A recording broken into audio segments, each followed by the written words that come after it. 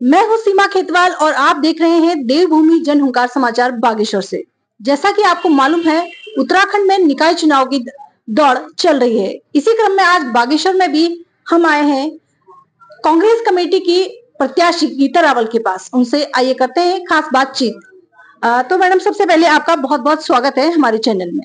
बहुत बहुत धन्यवाद और आपके चैनल के सभी दर्शकों को मेरा प्रणाम।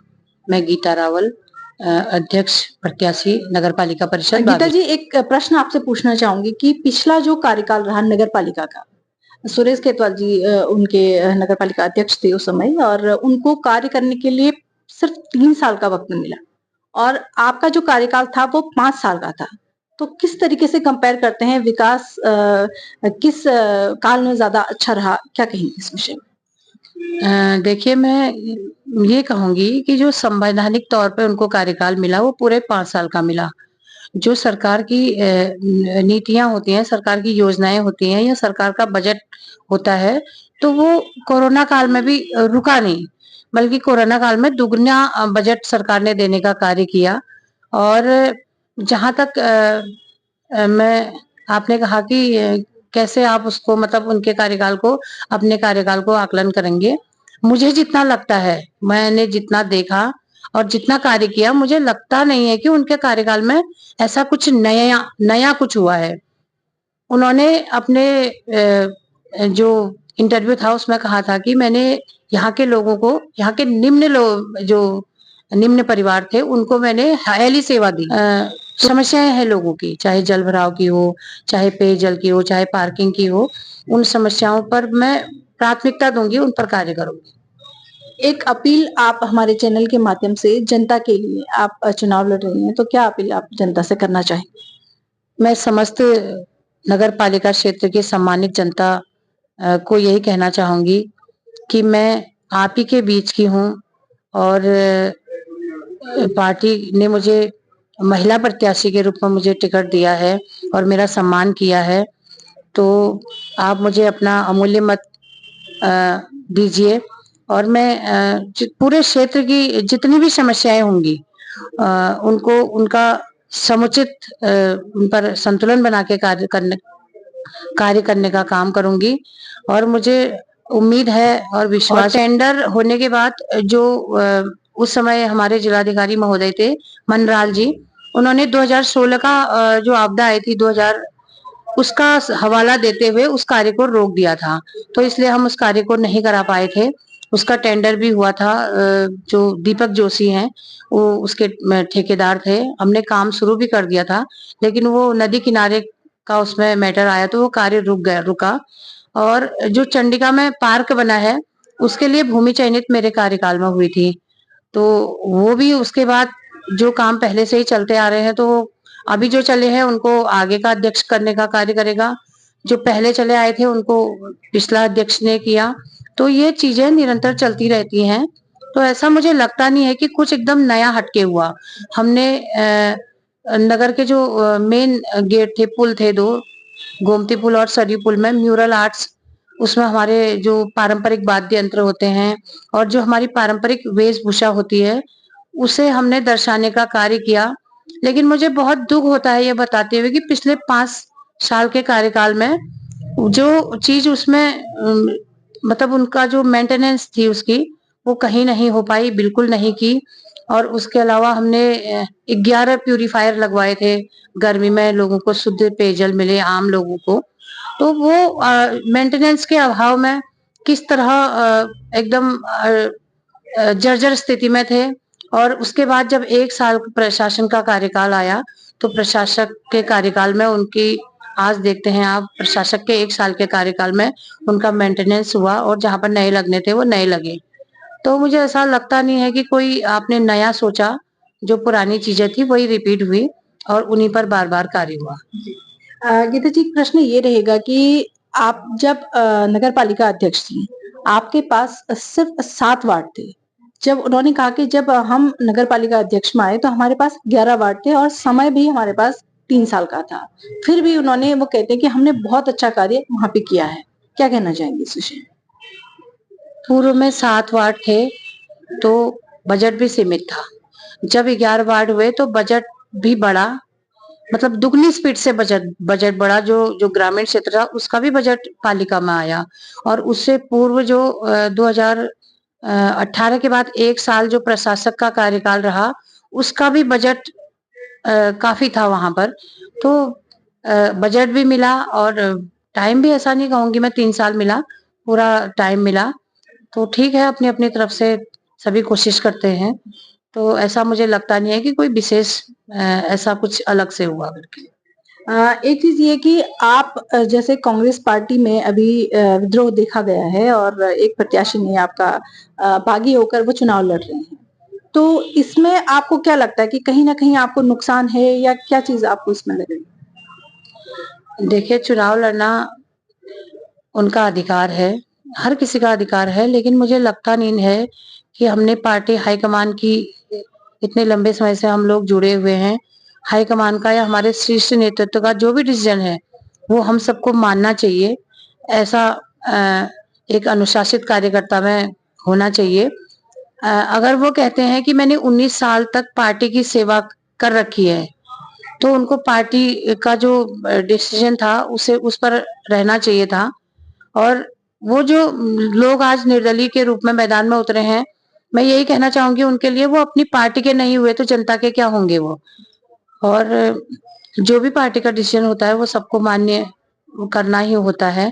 मुझे पिछले 5 साल कार्य, पिछले जब मैं अध्यक्ष थी तो उसके बाद मेरा फिर से सामान्य सीट हुई, तो मेरे को संगठन ने यही कहा कि आप संगठन में काम करें। तो मैंने संगठन में काम करा और उसका ही फल मुझे मिला कि आज हमारे हाईकमान को दोबारा पुनर्विचार करके मुझे टिकट देना पड़ा। तो मुझे लगता है कि हमें कहीं पर राजनीति में धैर्य भी रखना चाहिए। है? जो टिकट वितरण में जो गलती हुई है ये किसकी मानते हैं आप?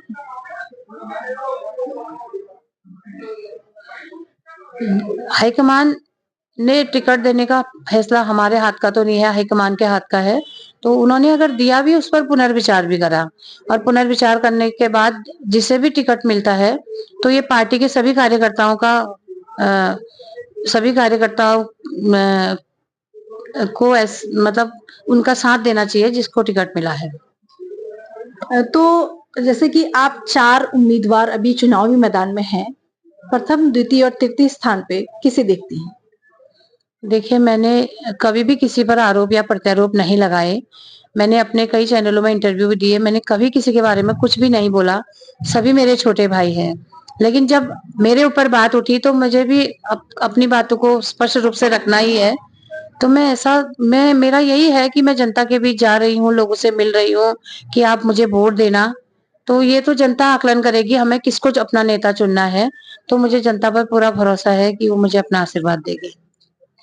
गीता दी, आप जैसे कि पहले 7 वार्ड थे, अभी 4 वार्ड और आ गए हैं, आपने वहाँ का भ्रमण किया होगा। किस तरह की समस्याएँ वहाँ देखने को मिल रही हैं? अगर आपको अभी आप उन समस्याओं से वाकिफ हो गई हैं, अगर आप नगर पालिका अध्यक्ष पद पर आप अगर काबिज़ होती हैं, तो कैसे आप उन चीज़ों को, उनकी समस्याओं को जो है सॉल्व करने का काम करेंगी? मैंने अपने पिछले कार्यकाल में भी हर वार्ड में वहां के लोगों को विश्वास में रख के कार्य किया और एक संतुलित विकास करने का कार्य किया। और अगर मैं आज की बात करूं, आज 7 की जगह 11 वार्ड हैं और क्षेत्र का काफी विस्तार हो चुका है। मैंने जनसंपर्क के दौरान जो कठायतबाड़ा वार्ड है उसमें देखा कि उसमें वहां के लोग जल भराव की स्थिति से परेशान हैं। तो और उसके अलावा मंडल सेरा में किस तरह जो पीपल चौक है वहां पर आज भी अभी बारिश नहीं है, फिर भी वहां पर आप देखना मतलब किस तरह कीचड़ वहां पर हो रही है। और हमने जो दूरस्थ हमारे बस्तियां हैं, चाहे भुटसुनिया हो या भौनिया धारा हो, उनमें पेयजल की बहुत गंभीर समस्या है। नई बस्ती हो, इन सब इलाकों में वहाँ पानी नहीं है लोगों के पास। लोग तीसरे चौथे दिन पानी आता है, पानी के लिए बहुत परेशान हैं लोग। और कई जगह ऐसे थे, रास्ते नहीं बने थे, छतों से लोगों के पानी आ रहा था, कहीं मैंने ऐसा भी देखा। तो मेरा यही अपना प्रयास रहेगा कि जो वार्ड का अंतिम व्यक्ति है उस तक हम नगर पालिकाओं के जो योजनाएं होती हैं, जितना हम कर सकते हैं उनका लाभ उनको देंगे। अ, जनता के बीच हम गए, उनसे बातचीत की, तो कई लोग कहते हैं कि नेता अभी तो आ रहे हैं, लेकिन जब वो नेता बन जाते हैं, जब वो किसी पद पे काबिज़ हो जाते हैं, उसके बाद वो अपना फ़ोन स्विच ऑफ कर देते हैं। तो क्या कहना चाहेंगी इस पर? मैं बिल्कुल नहीं, मैंने पिछला जो मेरा इन 5 साल में मैंने जो संगठन के तौर पर काम किया, तो मैं लोगों के बीच लगातार जुड़ी रही।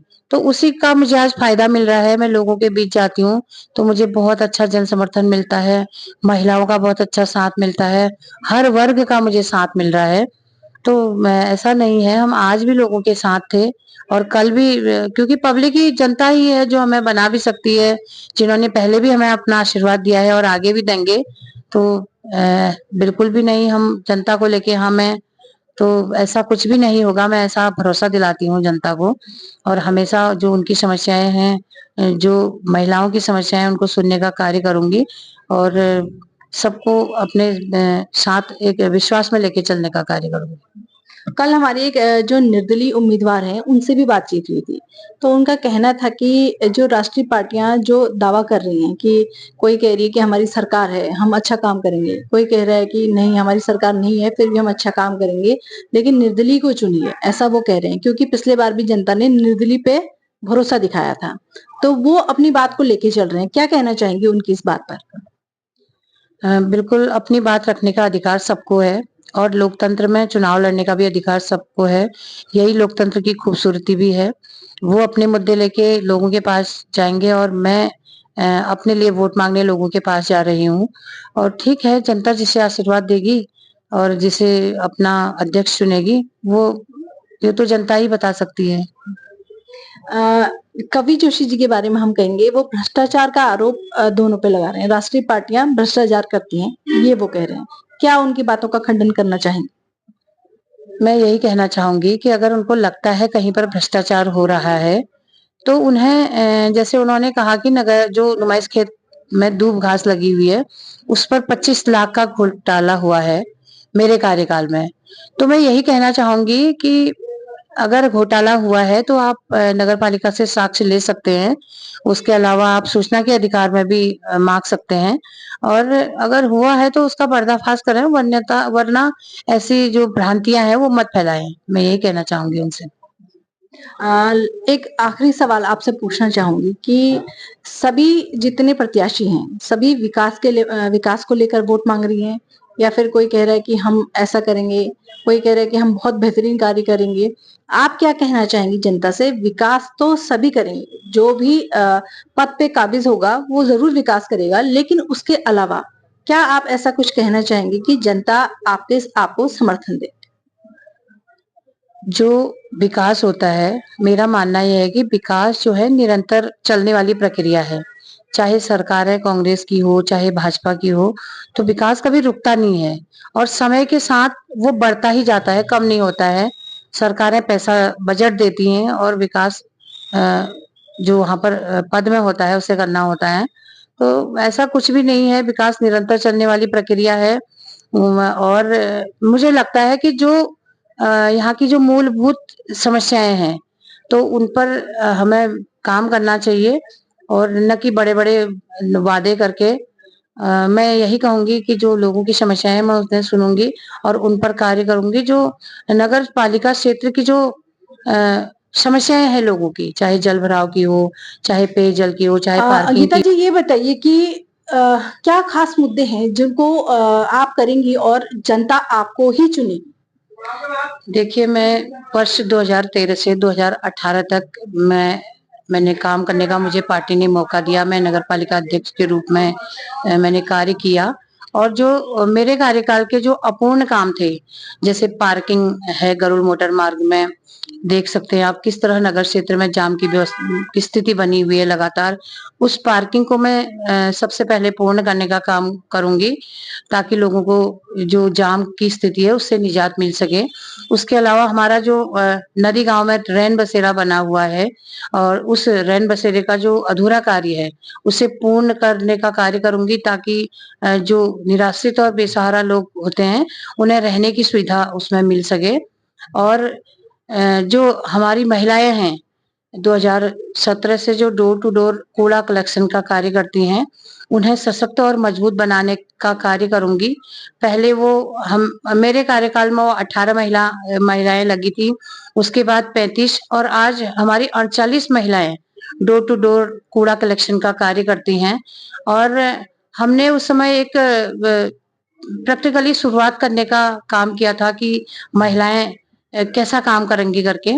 वो बहुत अच्छा कार्य कर रही हैं डोर टू डोर कलेक्शन में, और सिर्फ उन्हें 3,000 मात्र मानदेय दिया जा रहा है। इन 6 सालों में भी उनके मानदेय में कोई वृद्धि नहीं हुई है, उनका पूरा समय उसमें लगता है। तो मैं महिलाओं को और सशक्त और मजबूत करने का कार्य करूंगी। इसके अलावा पूरे नगर क्षेत्र में कहीं भी महिलाओं के लिए टॉयलेट की सुविधा नहीं है, तो मैंने अपने मैनिफेस्टो में भी रखा है कि मैं महिलाओं के लिए जहां भी उचित स्थान हम चयनित करेंगे भूमि, उसमें पिंक टॉयलेट बनाने का कार्य करेंगे। और जो भी महिलाओं की समस्या होती है, मैं उनको बहुत नजदीकी से सुन सकती हूँ, और जिस वार्ड में जिस महिला की जो समस्या होगी, मैं उसे दूर करने का कार्य करूंगी।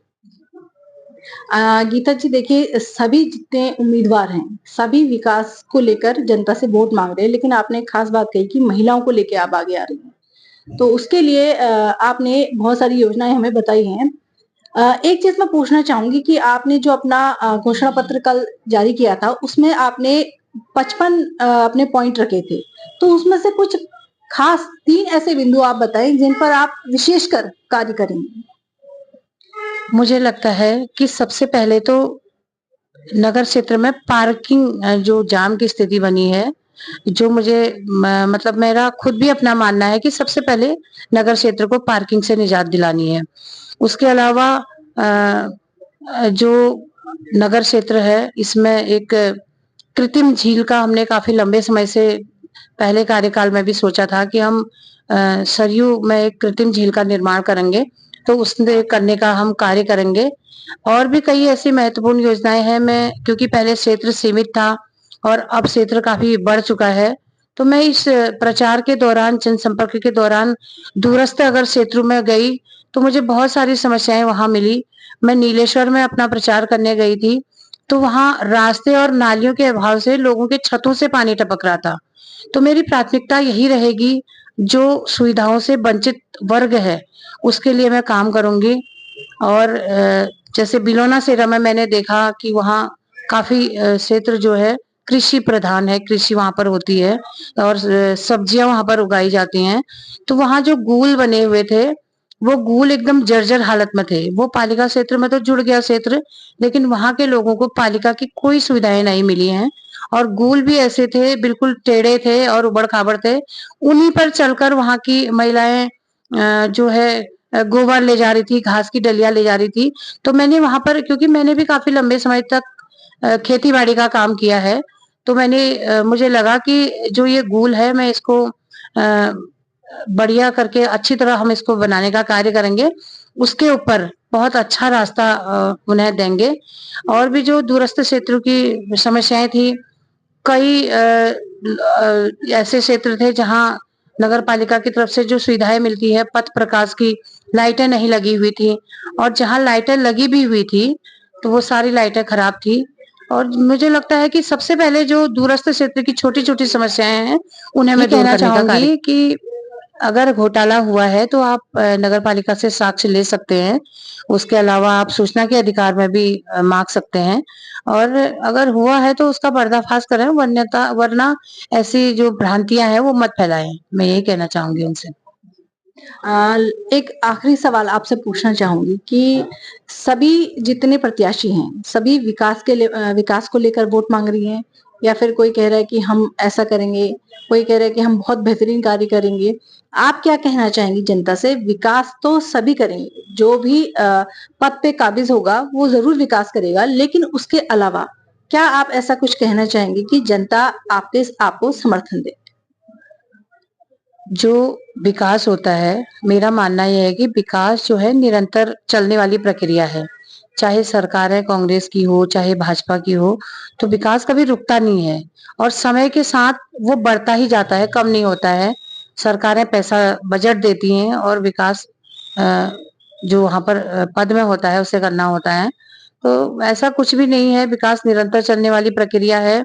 और मुझे लगता है कि जो यहाँ की जो मूलभूत समस्याएँ हैं, तो उन पर हमें काम करना चाहिए और न कि बड़े-बड़े वादे करके।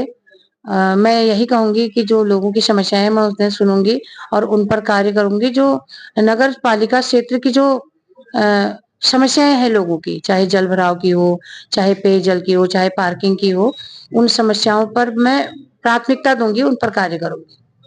एक अपील आप हमारे चैनल के माध्यम से जनता के लिए आप चुनाव लड़ रही हैं, तो क्या अपील आप जनता से करना चाहेंगी? मैं समस्त नगर पालिका क्षेत्र की सम्मानित जनता को यही कहना चाहूँगी कि मैं आप ही के बीच की हूँ और पार्टी ने मुझे महिला प्रत्याशी के रूप में मुझे टिकट दिया है और मेरा सम्मान किया है। तो आप मुझे अपना अमूल्य मत दीजिए और मैं पूरे क्षेत्र की जितनी भी समस्याएँ होंगी उनको उनका समुचित उन पर संतुलन बना के कार्य करने का काम करूँगी और मुझे उम्मीद है और विश्वास है कि आप लोग मुझे अपना समर्थन अवश्य देंगे। धन्यवाद। धन्यवाद गीता जी हमसे बात करने के लिए। देवभूमि जन हुंकार समाचार के लिए बागेश्वर से मैं सीमा खेतवाल।